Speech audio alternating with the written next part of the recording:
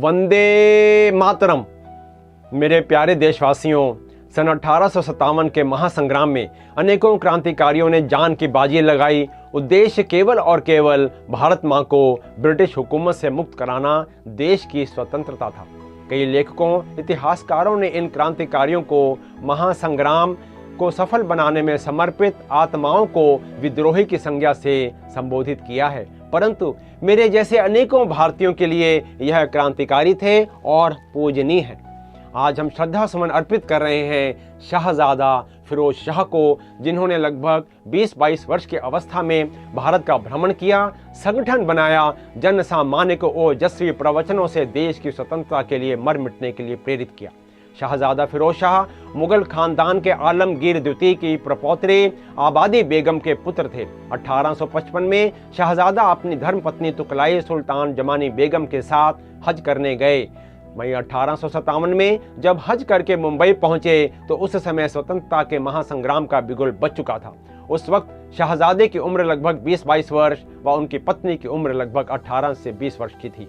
शहजादा फिरोज शाह व उनकी पत्नी ने भी महासंग्राम में समर्पित होने का प्रण करते हुए मुंबई से मध्य प्रदेश के मंदसौर में आ पहुंचे और रास्ते भर महासंग्राम में जूझने की रणनीति बनाते रहे। यद्यपि फिरोज शाह के पास ना तो कोई संगठनात्मक सेना थी और ना ही किसी प्रकार की कोई रियासत, परंतु फिरोज शाह मुगल खानदान से थे, वह हज करके आए थे। वह जहां भी जाते लोग उन्हें सम्मान देते व उनके साथ चलने को तैयार हो जाते थे। मंदसौर में लोगों का आह्वान किया और आसपास की रियासतों को पत्र भिजवाए। संयुक्त रूप से एकत्र होकर समूह में ब्रिटिश हुकूमत के खिलाफ आवाज बुलंद करने की अपील की। कुछ ही समय में लगभग 4000 पेशेवर अफगानी लड़ाके व मंदसौर में रहने वाले मेवाती मुसलमान फिरोज शाह के साथ हो गए तथा आसपास की रियासतों ने भी पूरा समर्थन दिया। फिरोज शाह ने मंदसौर को अपना मुख्यालय बनाया और ढिंढोरा पिटवाया। खलक खुदा का, मुल्क बादशाह का, हुकूमत सिपाही बहादुर की। और इस प्रकार फिरोज शाह ने अपनी पहली सुनियोजित रणनीति के द्वारा मंदसौर व आसपास ब्रिटिश संचार संसाधनों को पूरी तरह से नष्ट कर दिया। डाक बंद हो गई, संदेश वाहकों को लूट लिया गया और अनेक मौत की नींद सुला दिए गए। अचानक इस प्रकार क्रांतिकारियों की सुनियोजित कार्यवाही से ब्रिटिश हुकूमत सख्ती में आ गई। इसके विरोध में ब्रिटिश हुकूमत का पक्ष लेते हुए महाराजा सिंधिया ने फिरोज शाह को मंदसौर में जा घिरा। जबरदस्त मुठभेड़ हुई, परंतु सिंधिया को मुंह की खानी पड़ी।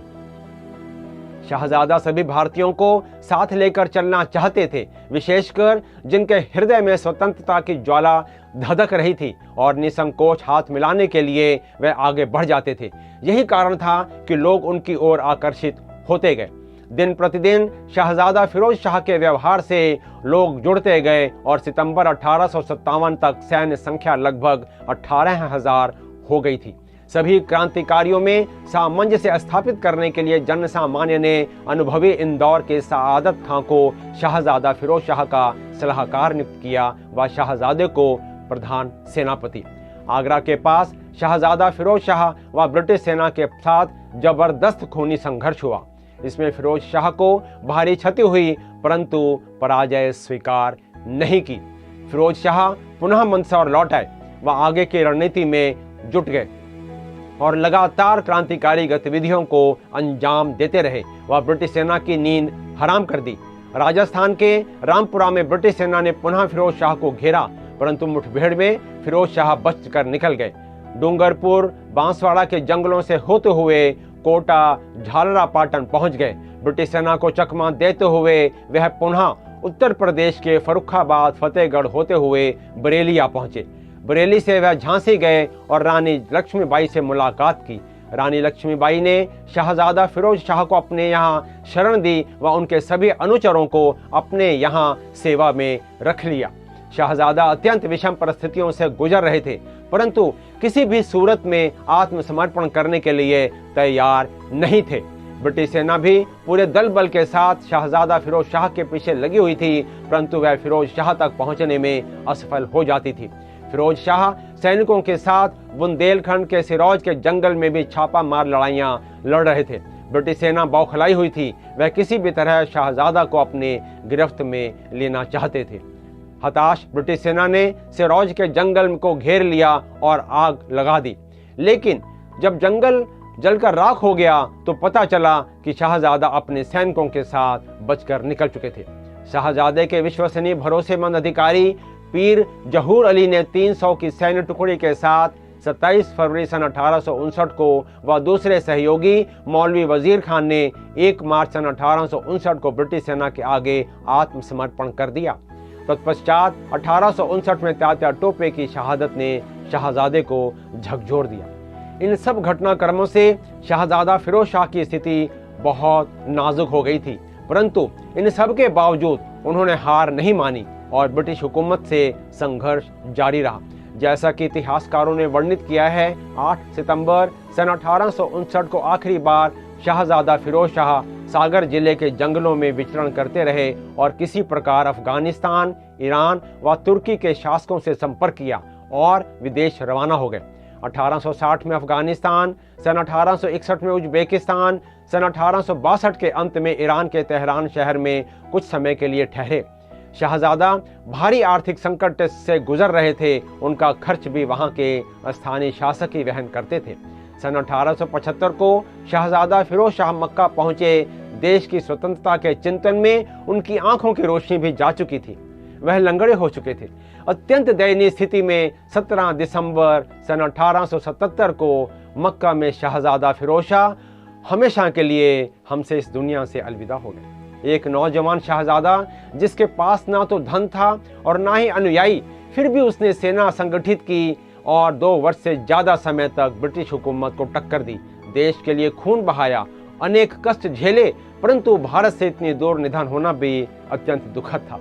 शाहजादा फिरोज शाह की धर्मपत्नी तुकलाई सुल्तान जमानी बेगम ने भी सारे सुख आराम को, ऐशो आराम को त्याग कर पति का साथ दिया। मोर्चा शिविरों में ही रहना पसंद किया। सिर्फ इतना ही नहीं, बल्कि वह सैनिकों की सेवा, सुरक्षा, रसद व पानी का भी प्रबंध किया करती थी।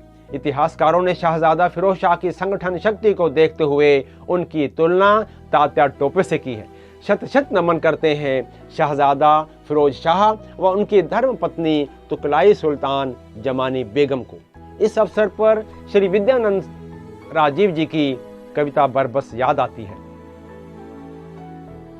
सींचेंगे जीवन देकर, सींचेंगे जीवन देकर आजादी अपने देश की, शीश उठाए बढ़ते हैं हम अपने पथ पर शान से, उड़ने लगी गंध तहजीबी मेरे हिंदुस्तान से, उड़ने लगी गंध तहजीबी मेरे हिंदुस्तान से। गाते हैं हम मधुर रागनी अमन भरे संदेश की, सींचेंगे जीवन देकर आजादी अपने देश की, सींचेंगे जीवन देकर आजादी अपने देश की। अंधियारे को काट रहे हैं तेज किरण के तीर से, दर्द करेंगे दूर देश के घावों भरे शरीर से, दर्द करेंगे दूर देश के घावों भरे शरीर से, दे डालेंगे इसको आहुति अपने उम्र अशेष की, सींचेंगे जीवन देकर आजादी अपने देश की, सींचेंगे जीवन देकर आजादी अपने देश की। दैनिक गरीबी जहां युगों से बने हुए अभिशाप हैं, और वहीं फैले वैभव के काले क्रियाकलाप हैं, और वहीं फैले वैभव के काले क्रियाकलाप हैं। हमें समझनी होगी कीमत समता के आदेश की, सींचेंगे जीवन देकर आजादी अपने देश की, सींचेंगे जीवन देकर आजादी अपने देश की। प्रश्न चिन्ह यदि कोई देगा आजादी के नाम पर, मेरे भारत का तब होगा बच्चा बच्चा लाभ पर, मेरे भारत का तब होगा बच्चा बच्चा लाभ पर। कि यही पावन धरती है असुरजयी अवधेश की, सींचेंगे जीवन देकर आजादी अपने देश की, सींचेंगे जीवन देकर आजादी अपने देश की। प्रश्न चिन्ह यदि कोई देगा आजादी के नाम पर, मेरे भारत का तब होगा बच्चा बच्चा लाभ पर। क्योंकि यही पावन धरती है, क्योंकि यही पावन धरती है असुरजयी अवधेश की, सींचेंगे जीवन देकर आजादी अपने देश की, सींचेंगे जीवन देकर आजादी अपने देश की, सींचेंगे जीवन देकर आजादी अपने देश की। मेरे प्यारे दोस्तों, वर्ष 2020 हम सब के लिए चेतावनी भरा था। कोविड-19 महामारी से देश के अनेक नागरिक प्रभावित हुए। हम आशा करते हैं कि आने वाला नया वर्ष हम सबके लिए खुशहाली लेकर आए, सभी भारतवासियों के लिए वर्ष 2021 सुख, समृद्धि, शांति से परिपूर्ण हो। मैं आशा करता हूँ आपको यह एपिसोड अवश्य पसंद आया होगा। कृपया इसे लाइक, शेयर, सब्सक्राइब करें और बेल आइकन को भी प्रेस करना ना भूलें। हाँ, इस इतिहास को जन जन तक पहुंचाने में मेरी मदद करें। जय हिंद।